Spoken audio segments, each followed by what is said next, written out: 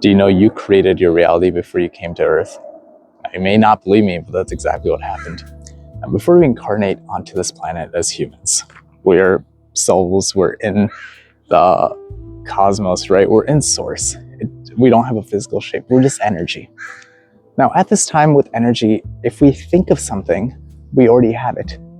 For fun, let's say you're in source, you are with this level of energy, you want a hot dog, boom, you got a hot dog, right? So there's no space, there's no time, everything's eternal, it's a timeless place, and anything you want, anything you want to experience, basically you got it, boom, just like that.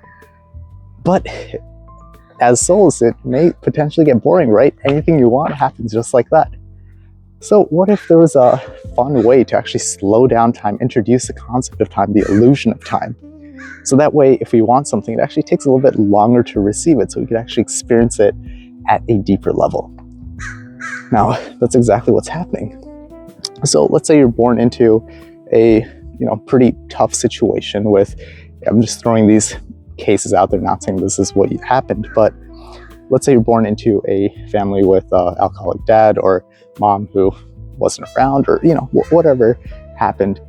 And because of that, you're now in your 30s or 40s, now you're holding on to this trauma that you had from childhood, and you keep thinking about it over and over again.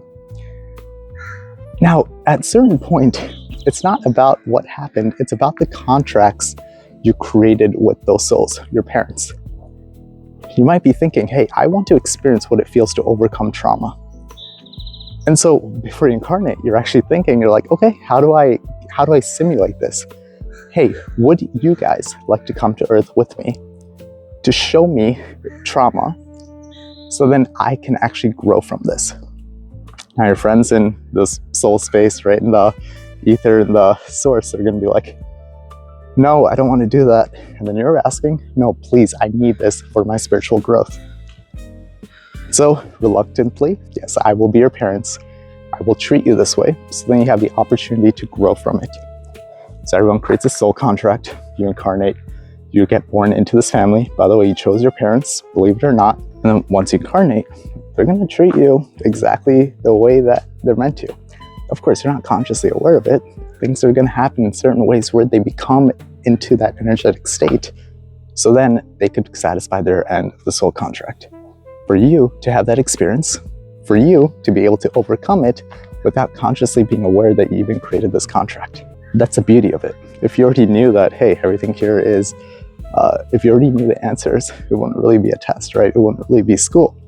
So with this level of awareness, with this level of awakening, it can actually help you approach life in a different way, whether or not you believe this. If you believe that you are actually the creator of your reality, if you believe that you can actually choose to grow based on the circumstances and that you chose those circumstances to grow, you decide. Maybe it helps you, maybe not, but that's the way that the reality really is. You created this reality and you chose your parents. And with that comes the growth opportunities if you choose to acknowledge that you're here to grow rather than to hold a grudge against them. Because that's why it makes it so difficult, right? As humans, we forget everything as we incarnate the veil of forgetfulness. And it makes it a little bit more exciting because we have no idea what we're doing. We're just kind of running around.